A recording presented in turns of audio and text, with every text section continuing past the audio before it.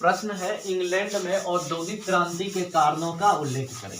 तो आज हम लोग कंप्लीट औद्योगिक क्रांति पढ़ने का प्रयास करेंगे कि औद्योगिक क्रांति के कारण क्या थे, फिर उसके बाद उसका स्वरूप क्या था, फिर उनका परिणाम क्या रहा। तो कंप्लीट औद्योगिक क्रांति पढ़ने के क्रम में हम लोग पहला प्रश्न उठा रहे हैं कि इंग्लैंड में औद्योगिक क्रांति के कारण क्या थे। तो सबसे पहले हम आपको बताए थे, इंट्रोडक्शन लिखते हैं। जैसे ये देखिए, सबसे पहले एक शब्द पकड़े औद्योगिक क्रांति। पहले बताना है कि औद्योगिक क्रांति क्या था, ठीक। उसके बाद थोड़ा 2-4 लाइन और भी आगे चीजें इनके आसपास के लिखेंगे, तब फिर डायरेक्ट कारणों पे आएंगे। तो हम लोग बताएंगे कि औद्योगिक क्रांति क्या था। तो देश के उद्योग धंधे में, अगर हम बोले तो देश के उद्योग धंधे में,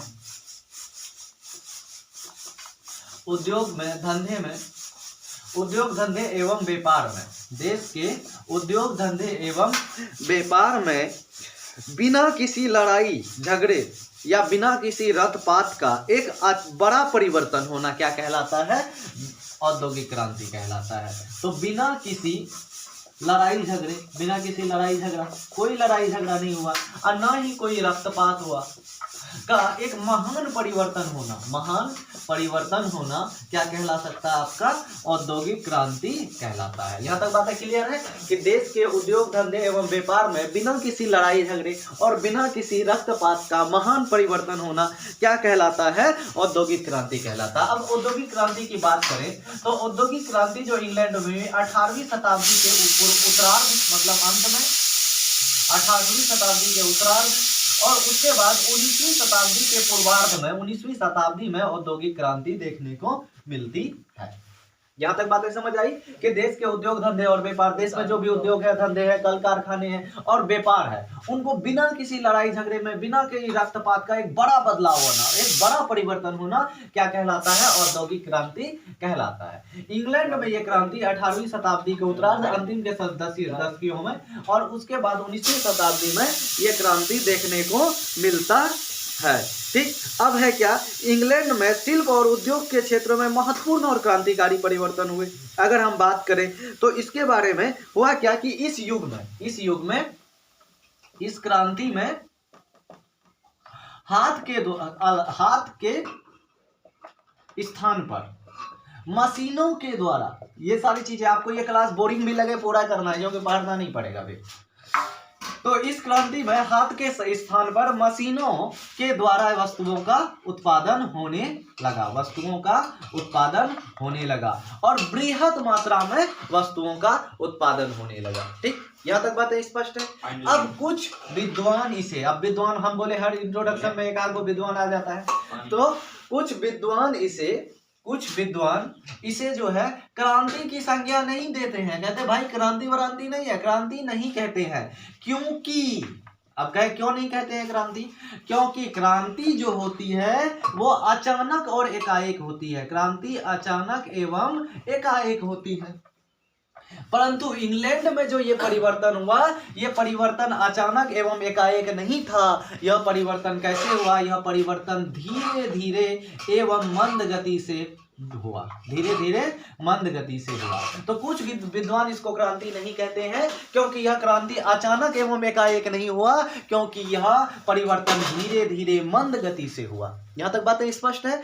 इसीलिए विद्वान इसे क्रांति की संज्ञा नहीं देकर औद्योगिक विकास की संज्ञा देते हैं। क्या देते हैं? औद्योगिक विकास की संज्ञा देते हैं। एक पेज हो चुकी है आपकी, ठीक। अब आते हैं औद्योगिक क्रांति के प्रमुख कारणों में निम्नलिखित कारण शामिल हैं। कौन कौन से कारण? निम्न कारण। तो देखेंगे कौन कौन सा कारण आता है आपका औद्योगिक क्रांति में। पहला कारण अगर हम देखें तो पहला कारण आप बोलेंगे, देखिए कोई भी फैक्ट्री या उद्योग कैसे स्थापना होगा, दिमाग लगा के देखो। किसी भी फैक्ट्री या उद्योग की स्थापना होगी कि कोयला और लोहा होना जरूरी है। तो इंग्लैंड में कोयले और लोहे का समीप होना, हेडलाइन बनाएंगे आप इसमें नीचे, कोयले एवं लोहे का समीप होना, लिखेंगे कि उद्योग की जननी लोहे को कहा जाता है और उद्योग की जो है भोजन कोयले को कहा जाता है। लिखना है आपको कि उद्योग की हेडलाइन बना के, उद्योगों की जननी कोयले लोहे को कहा जाता है एवं उद्योग की जो है भोजन कोयले को कहा जाता है। चूंकि उद्योग में मशीनों को बनाने के लिए लोहा की आवश्यकता होती है और उन मशीनों को चलाने के लिए ऊर्जा की आवश्यकता होती है और वो ऊर्जा लोहे के कोयले से प्राप्त की जाती है। और इंग्लैंड में लोहा और कोयला उस समय प्रचुर मात्रा में उपलब्ध था, प्रचुर मात्रा में उपलब्ध था। यही कारण रहा कि इंग्लैंड में ही औद्योगिक क्रांति हुई, इंग्लैंड में ही औद्योगिक क्रांति सबसे पहले हुई। अगला पॉइंट है कृषि आंदोलन से बेकार मजदूरों का। आप देखो कृषि आंदोलन को थोड़ा सा बता देते हैं। कृषि आंदोलन से यानी कृषि आंदोलन के बेकार मजदूरों की प्राप्ति, के बेकार मजदूरों की प्राप्ति। बेकार मजदूर मतलब कुछ मजदूर, ऐसा मजदूर नहीं कि जो कुछ कर नहीं सकता, मतलब जिसके पास कुछ करने को था नहीं। तो देखो इंग्लैंड में, इसमें लिखेंगे आप हेडलाइन बना के कि इंग्लैंड में औद्योगिक क्रांति से पहले कृषि क्रांति हो चुकी थी। कृषि क्रांति का तात्पर्य है कि वहाँ जो है कृषि में अब मशीनों का प्रयोग होने लगा था, तो कृषि में काम करने वाले जो मजदूर थे अब वो बेकार हो चुके थे, तो उन्हें काम के लिए जो है काम की जरूरत थी जीवन यापन के लिए, और फैक्ट्रियों में काम करने के लिए वो बेकार पड़े मजदूर सस्ते दरों पर उपलब्ध हो गए। कम कीमत पर वे मजदूर जो अब खाली पड़ा है, भाई कुछ नहीं आ रहा है तो चलो 10 रुपए आ जाए, तो सस्ते दरों पर उपलब्ध हो गए। ये दूसरा आपका क्या रहा, कारण रहा किसके, औद्योगिक क्रांति के। तीसरा कारण अगर देखें, देखिएगा तो इंग्लैंड में शांति व्यवस्था का होना या देश की अतिरिक्त पूंजी, देश की अतिरिक्त पूंजी। देखो फैक्ट्री तुम कब लगा पाओगे, जब तुम्हारे पास एक्स्ट्रा पूंजी होगा। तो इंग्लैंड में उस समय अधिकांश लोगों के पास, सरकार के पास अतिरिक्त पूंजियां थी। देश के चलाने के सिवा, अपनी खर्च चलाने के सिवा भी उनके पास शेष पूंजी बची हुई थी। तो उन पूंजी का सही इस्तेमाल करने के लिए उन लोगों ने औद्योगिक क्रांति की। उसके बाद है देश में शांति व्यवस्था का कायम होना, देश में शांति व्यवस्था। अब इसको हेडलाइन में क्या लिखेंगे, किसी भी देश की विकास के लिए, उन्नति के लिए शांति व्यवस्था का होना बहुत जरूरी है। बहुत अच्छी बात है कि किसी भी देश में विकास के लिए, उन्नति के लिए शांति व्यवस्था का होना बहुत ही आवश्यक है।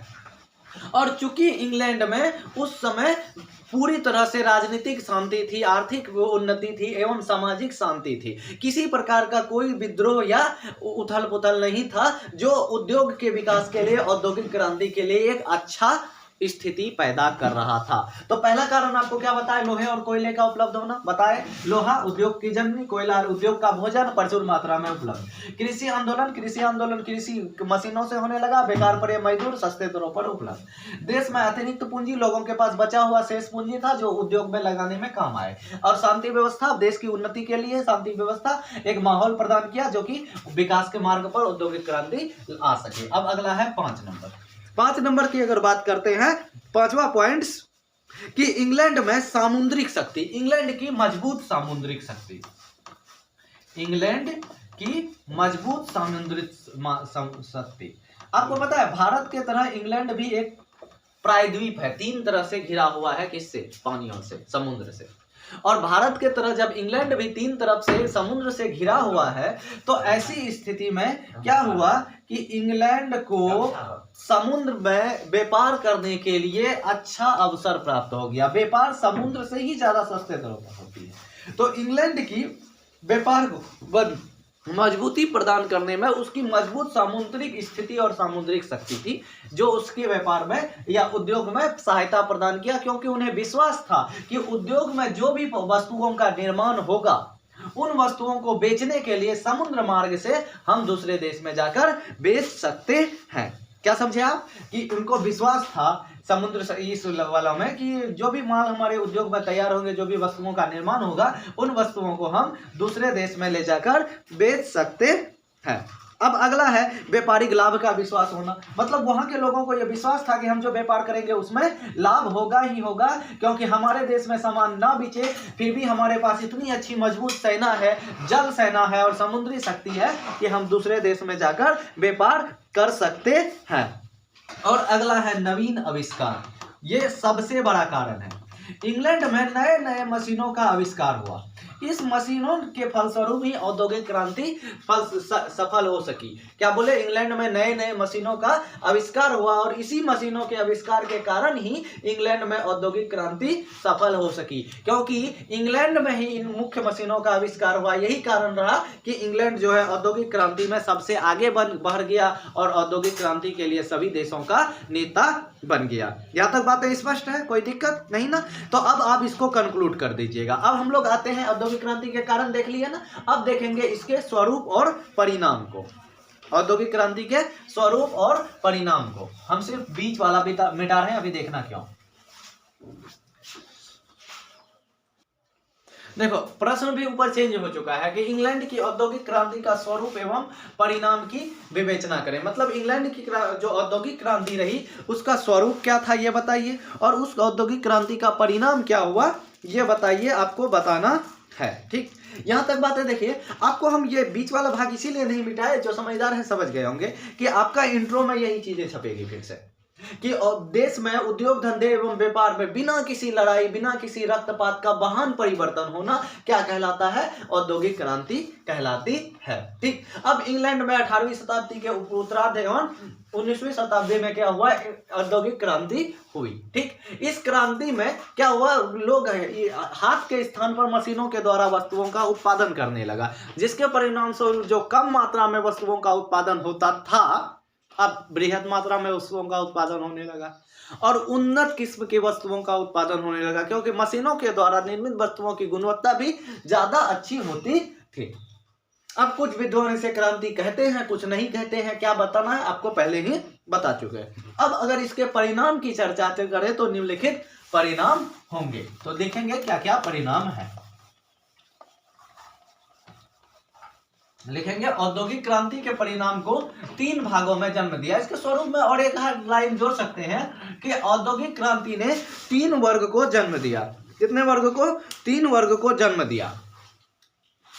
औद्योगिक क्रांति ने 3 चीजों को जन्म दिया, ऐसे लिखेंगे, 3 चीजों को जन्म दिया। कौन कौन से चीजों को जन्म दिया?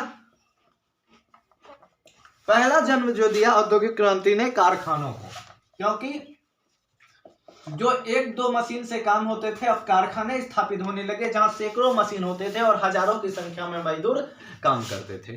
कारखाने को जन्म दिया। दूसरा, औद्योगिक क्रांति ने जन्म किसको दिया? अब बड़े बड़े औद्योगिक नगर को, जहां कारखाने लगेंगे वहां क्या बनेंगे? नगर बन जाएंगे।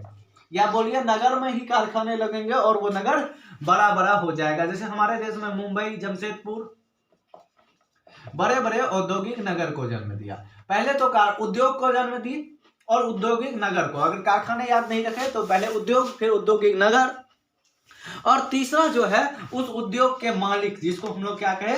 पूंजीपति वर्ग को जन्म दिया। क्या बोल रहे हैं कि इस औद्योगिक क्रांति ने कारखानों को जन्म दिया, बड़े बड़े औद्योगिक नगरों को जन्म दिया और उद्योग को चलाने वाले पूंजीपति वर्ग को जन्म दिया। अब अगला पैराग्राफ में आप स्वरूप में थोड़ा और लिख सकते हैं कि परिणाम स्वरूप कारखाने में काम करने वाले मजदूर और पूंजीपति वर्ग में एक बड़ी खाई उत्पन्न हो गई। गरीब और ज्यादा गरीब होते चला गया, अमीर और ज्यादा अमीर होता चला गया। यहां तक बातें स्पष्ट है, कोई दिक्कत नहीं होना चाहिए। अब औद्योगिक क्रांति के परिणामों को निम्न भागों में बांटकर देखा जा सकता है। कौन कौन से भाग देखेंगे? सबसे पहले औद्योगिक क्रांति के अगर परिणाम देखें तो देखेंगे आप आर्थिक परिणाम या आर्थिक प्रभाव। आर्थिक परिणाम, परिणाम और प्रभाव एक ही बात होता है। आर्थिक परिणाम, तो देखेंगे आर्थिक परिणाम क्या क्या हुआ औद्योगिक क्रांति का।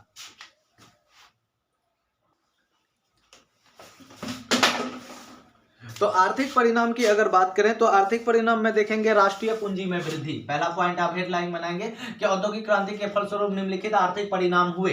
निम्नलिखित आर्थिक परिणाम में एक नंबर दे देंगे आप, राष्ट्रीय पूंजी में वृद्धि। पूंजी में वृद्धि। अब लिखेंगे औद्योगिक क्रांति के फलस्वरूप बड़ी मात्रा में वस्तुओं का निर्माण हुआ, उस वस्तुओं के बिक्री से आय की साधन अचानक बढ़ गई, जिससे आर्थिक पूंजी में वृद्धि हुई। इस आर्थिक पूंजी ने देश को क्या किया? मजबूती प्रदान की। और यह मजबूती इतना हुआ कि उस समय जो यूरोप में नेपोलियन आतंक बचाए हुआ था, नेपोलियन के खिलाफ युद्ध लड़ने में भी सहायक हो गया, यानी पर्याप्त मात्रा में पूंजी की उत्पत्ति हो चुकी थी। क्या बोले कि औद्योगिक क्रांति ने बड़ी मात्रा में वस्तुओं का निर्माण हुआ और उस वस्तुओं को बेचकर देश में आर्थिक लाभ हुई, और यह इससे क्या हुई, देश की पूंजी को मजबूती प्रदान हुआ, देश की अर्थव्यवस्था सुधर गई, और जिससे नेपोलियन के खिलाफ युद्ध करने में भी पूंजी सहायक हुआ। अब अगला आप लिखेंगे दूसरा आर्थिक परिवर्तन क्या हुआ कि औद्योगिक नगर का विकास। औद्योगिक नगर का विकास, आर्थिक परिवर्तन। अब जहां जहां उद्योग धंधे का विकास हुआ वो सारी जगह क्या हुआ, धीरे धीरे नगर में परिवर्तित हो गई, और ये नगर शिक्षा का, स्वास्थ्य का और पर्यटन का बड़े केंद्र में कन्वर्ट हो गया, क्योंकि इसके पास पूंजी थी, विभिन्न तरह के विकास करने का साधन हो गया। तो एक नगर जो एक औद्योगिक नगर के रूप में शुरुआत हुई, एक बृहद नगर के रूप में फैलता चला गया। अगला है पूंजीपति वर्ग का जन्म होना, आर्थिक परिणाम में पूंजीपति वर्ग का जन्म होना। तो औद्योगिक क्रांति ने एक नए वर्ग को समाज में जन्म दिया, जिसे पूंजीपति वर्ग कहते हैं। ये पूंजीपति वर्ग उद्योगों के स्वामी थे, जो उद्योग धंधे चलाते थे, और यही वर्ग क्या करते थे, पूरे औद्योगिक क्रांति का बोल सकते हैं कि जनक के रूप में सामने आए। अगला बोल सकते हैं बड़े कारखानों की स्थापना से कुटीर का नष्ट होना। अगला नेगेटिव क्या बोलेंगे, कुटीर उद्योग का नष्ट होना। औद्योगिक क्रांति के फलस्वरूप बड़े बड़े कारखानों में वस्तुओं का निर्माण होने लगा, तो कुटीर उद्योग में निर्मित वस्तु उसकी प्रतिस्पर्धा नहीं कर सके, उसकी सामना ही नहीं कर सके। जब उसकी प्रतिस्पर्धा नहीं कर सके तो उन्हें उनका नष्ट होना तय था। उसके बाद बोल सकते हैं बेकारी में वृद्धि, ये आर्थिक परिणाम होता है। जब कोई बेरोजगार हो जाता है उसकी अर्थव्यवस्था क्या हो जाती है, डमाडोल हो जाती है। बेकार, देखिए कुटीर उद्योग नष्ट होने से और कृषकों की स्थिति खराब होने से क्या हो गए, बड़े संख्या में लोग बेकार हो गए। ये बेकार देश में व्याप्त बेरोजगारी को बढ़ाया, जो देश में असमानता को जन्म दिया। अमीर और ज्यादा अमीर हो गए और गरीब और ज्यादा गरीब हो गया। तो आर्थिक परिणाम में बोले राष्ट्रीय पूंजी में वृद्धि हुई। कैसे कैसे क्या लिखना है, समझ आ गया ना। उद्योग धंधे, बड़ी मात्रा में वस्तु का निर्माण, बेचकर विदेशों से पूंजी आई, जिसमें कि देश की पूंजी मजबूत हो गई, देश आर्थिक रूप से उन्नत हो गए। नेपोलियन के खिलाफ युद्ध में इनको सहायता मिली। अगला है औद्योगिक नगर का विकास। जहां जहां भी उद्योग कारखानों का विकास हुआ, वो क्षेत्र धीरे धीरे बड़े बड़े नगरों में परिवर्तित हो गए। वो नगर अब शिक्षा का, स्वास्थ्य का एक बड़ा केंद्र बन चुका था। उसके बाद पूंजीपति वर्ग, उद्योग धंधे का मालिक के रूप में एक नए वर्ग बना। ये पूंजीपति वर्ग धीरे धीरे और ज्यादा अमीर होने लगे। यही पूंजीपति वर्ग थे जो उद्योग धंधों का मालिक थे। अब आए कुटीर उद्योग। लिखेंगे कि औद्योगिक क्रांति के फलस्वरूप कुटीर उद्योगों का क्या हो गया, विनाश हो गया। क्योंकि जब फैक्ट्रियों में निर्मित वस्तु बाजार में आए तो वो सस्ती भी थे और गुणवत्ता में इनसे बेहतर भी थे, जिससे ये उसकी प्रतिस्पर्धा का सामना नहीं कर सके। और बेकारी में वृद्धि, कुटीर उद्योग के नष्ट होने से बड़ी संख्या में लोग क्या हुए, बेरोजगार हुए। और कृषि में भी उसी समय क्या हो चुका था, विकास हो चुका था, तो उसकी भी बेरोजगार स्थिति, मतलब बड़ी मात्रा में लोग देश में बेरोजगारी की स्थिति सामने आई। ये तो था आपका कौन सा परिणाम, ये था आपका आर्थिक परिणाम। अगर हम बोले राजनीतिक परिणाम, कौन सा परिणाम, राजनीतिक परिणाम। आर्थिक में देखिए खाली पैसा, पूंजी, औद्योगिक नगर, पूंजीपति वर्ग, कुटीर उद्योग नष्ट होना, बेरोजगार होना। अब देखते हैं राजनीतिक परिणाम क्या क्या हुआ, सत्ता के लिए क्या क्या स्थिति चेंज हुई। राजनीतिक परिणाम देखो, राजनीतिक परिणाम में हुआ क्या। पहला पॉइंट देखें तो निम्नलिखित राजनीतिक परिणाम, एक है पार्लियामेंट में सुधार आवश्यक हो गया। पार्लियामेंट में सुधार आवश्यक। अब इसको हेडलाइन बना के क्या लिखेंगे, पार्लियामेंट में सुधार आवश्यक।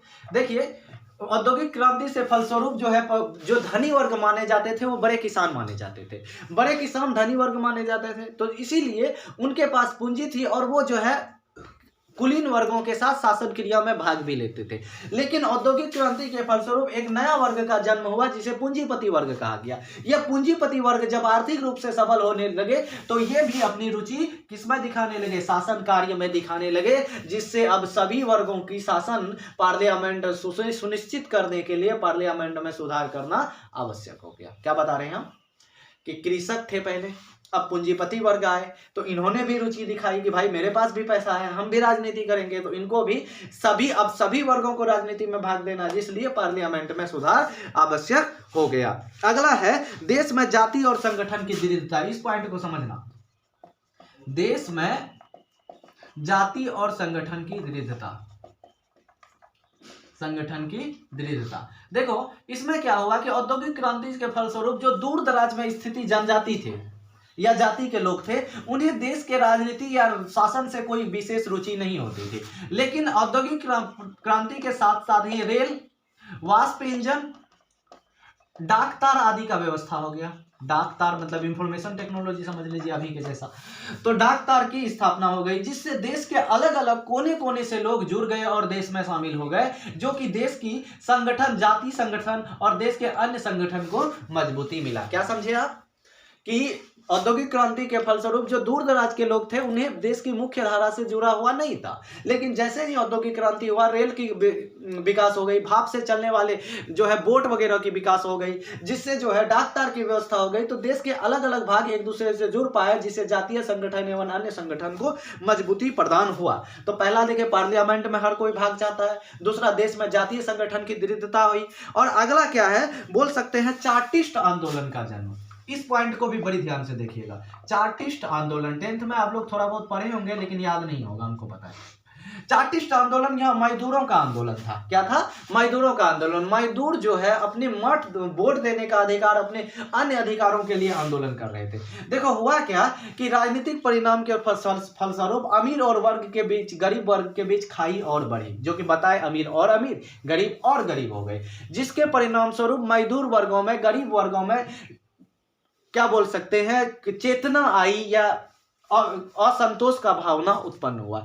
इस असंतोष की भावना ने चार्टिस्ट आंदोलन का रूप ले लिया, जो कि क्या बोल सकते हैं कि राजनीति में भाग लेने के लिए इन लोगों ने संघर्ष करना, मजदूर लोगों ने शुरू कर दिया। चौथा पॉइंट क्या बन सकता है आपका राजनीतिक परिणाम में? चौथा पॉइंट बोल सकता है नेपोलियन के विरुद्ध सफलता। नेपोलियन जो समाज में छत बिछत कर रहे थे, उसके विरुद्ध सफलता पाई। कैसे? आर्थिक रूप से मजबूत हो गए तो युद्ध करने के लिए तैयार थे, पैसा था, धन था, अर्थव्यवस्था मजबूत थी, नए नए हथियार थे, तो नेपोलियन को हरा कर उसे यानी यूरोप से निष्कासित कर दिया। उसके बाद है व्यक्तिवाद का सिद्धांत। इस सिद्धांत को ध्यान से समझिएगा, आपको अपने से समझ नहीं आएगी। व्यक्तिवाद का सिद्धांत, क्योंकि बुक में भी गलत लिख दिया है थोड़ा सा। देखो, इस औद्योगिक क्रांति के फलस्वरूप एक नए सिद्धांत का उदय हुआ, जिसको हम लोग व्यक्तिवाद का सिद्धांत कहते हैं। इस व्यक्तिवाद के सिद्धांत का कहना यह था कि सरकार लोगों के निजी जीवन पर जब तक कि आवश्यक ना हो हस्तक्षेप ना करे।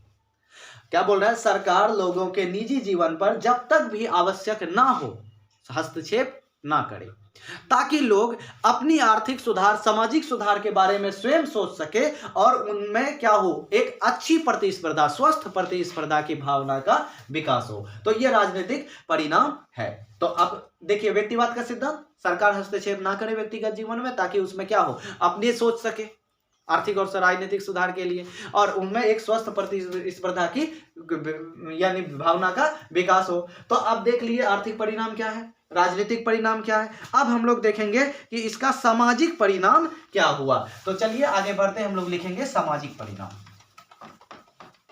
इंग्लैंड में औद्योगिक क्रांति का सामाजिक परिणाम। क्लास खत्म होने के बाद जो 1 मिनट रुकिएगा, सामाजिक परिणाम ध्यान से। सामाजिक परिणाम में देखेंगे कि औद्योगिक क्रांति ने निम्न सामाजिक परिवर्तन को जन्म दिया। उसके बाद पॉइंट वाइज आप लिखेंगे क्या क्या सामाजिक परिवर्तन। देखिए, पहला क्या है कि जनसंख्या का नगर की ओर पलायन। जनसंख्या का नगर की ओर पलायन। देखिए, जैसे ही औद्योगिक क्रांति हुई तो उद्योग में काम करने के लिए बड़ी संख्या में मजदूर जो है गांव से शहर की ओर जाने लगे, जिससे गांव की जनसंख्या निश्चित रूप से घटेगी और शहर की जनसंख्या क्या हो गई, बढ़ गई। और शहर की जनसंख्या में अचानक वृद्धि ने सलम पद्धति की शुरुआत की। क्या की? सलम पद्धति की शुरुआत की। सलम पद्धति याद है तो लिखिएगा, नहीं तो छोड़ दीजिएगा। कि उद्योग में विकास होने से बड़ी संख्या में काम करने के लिए मजदूर गांव से शहर की ओर पलायन हुए। तो गांव से शहर की ओर जब पलायन हुए तो उसमें गांव की जनसंख्या घटी और शहर की जनसंख्या अचानक वृद्धि हो गई, और अचानक वृद्धि से सलन पद्धति का शुरुआत हुआ। अगला क्या बोल सकते हैं? अगला छोटे किसानों का अंत हो गया। बड़े किसानों पर तो कोई खास प्रभाव नहीं पड़ा, लेकिन औद्योगिक क्रांति के फलस्वरूप महंगाई थोड़ा सा बढ़ी। आपको बोले थे कि महंगाई बढ़ने का एक और कारण होता है कि वस्तुओं का कमी होना। दूसरी ओर कारण क्या होता है कि लोगों के पास पास पैसा ज्यादा होगा ना, लोगों के पास पैसा ज्यादा होता है तो भी महंगाई बढ़ती है। तो महंगाई बढ़ने से छोटे किसान जो है अपने खेत बेचने पर मजबूर हो गए, और खेत जब बेच गए तो वो छोटे किसान खत्म होकर क्या पर बन गए, मजदूर बन गए। और यही छोटे किसान जो पहले अब मजदूर बन चुके हैं फैक्ट्री में काम करने के लिए, विवश हो गए। जो पहले मालिक थे अब फैक्ट्री के स्वामियों का गुलाम बन चुके हैं। ठीक, छोटे किसानों का अंत समझ आया। महंगाई बढ़ी, किसान जो है खेत बेचने पर मजबूर हुए, और वो जो पहले छोटे ही खेत का मालिक थे वो मजदूर बन चुके हैं, फैक्ट्रियों के मालिकों के दिए गए मजदूरी पर इनकी जीविका निर्भर हो गई। तीसरा पॉइंट सामाजिक परिवर्तन में क्या देखेंगे कि कारखानों में बच्चों और स्त्रियों की नौकरी, ये बहुत बुरी स्थिति है। किसी दिन अच्छे से बात करेंगे। मजदूरी करने के लिए कौन, बच्चे और स्त्रियों की मजदूरी, मतलब अमानवीय ढंग से बहुत बुरे समय तक, लंबे समय तक 18-18 घंटे तक बच्चों और महिलाओं को मजदूरी करनी पड़ती थी। बच्चों और महिलाओं को मजदूरी करनी पड़ती थी, और इसके अपेक्षाकृत इनको वेजेज भी, मतलब मजदूरी भी बहुत कम देता था। स्थिति ये थी कि घर के पूरे परिवार काम करते थे फैक्ट्री में, उसको इतना भी मेहनताना नहीं मिलता था कि पूरा परिवार सही से खा सके। तो सामाजिक परिवर्तन में जनसंख्या गांव से नगर की ओर, छोटे किसान खत्म, बच्चों और महिलाओं की स्थिति और बुरी हुई, ये लोग मजदूरी करने को विवश हो गए। उसके बाद अगला जो पॉइंट देखेंगे, समाज में तनाव आया। किसके बीच तनाव आएगा बोलो तो, पूंजीपति वर्ग और मजदूर वर्ग के बीच तनाव। क्योंकि मजदूर वर्ग को लगता था दिन रात मेहनत हम करते हैं, अय्याशी ये करता है, उनके बीच की खाई बढ़ रही है। तो ये है औद्योगिक क्रांति का परिणाम। ठीक, आपको समझ आएगा, ही कंक्लूड कर दीजिएगा। और अब भी इसी क्लास को देखकर सबसे पहले मेन बातें सुनिए, स्थिरता लाइए, स्थिर होइए, एग्जाम अच्छा जाएगा। स्थिर, कूल कूल हो गया। चलिए आगे। उसके बाद तुरंत क्लास खत्म करने के बाद कृषि क्रांति पढ़ लीजिए बुक से, खुद से, और खुद से ध्यान से स्थिर लाकर ध्यान। देखिए होता होगा कभी कभी लाइन पढ़ते हैं, दिमाग मुंह में चल रहा है, दिमाग में कुछ और चल रहा है, इसीलिए समझ नहीं आता। दिमाग को कंट्रोल करो, स्थिर करो, छोटे छोटे पैराग्राफ में बांट के कृषि क्रांति को पढ़ने का कोशिश करो, और शाम तक कंप्लीट करो। और एक क्लास अभी शाम में देने का प्रयास करेंगे, देखते हैं।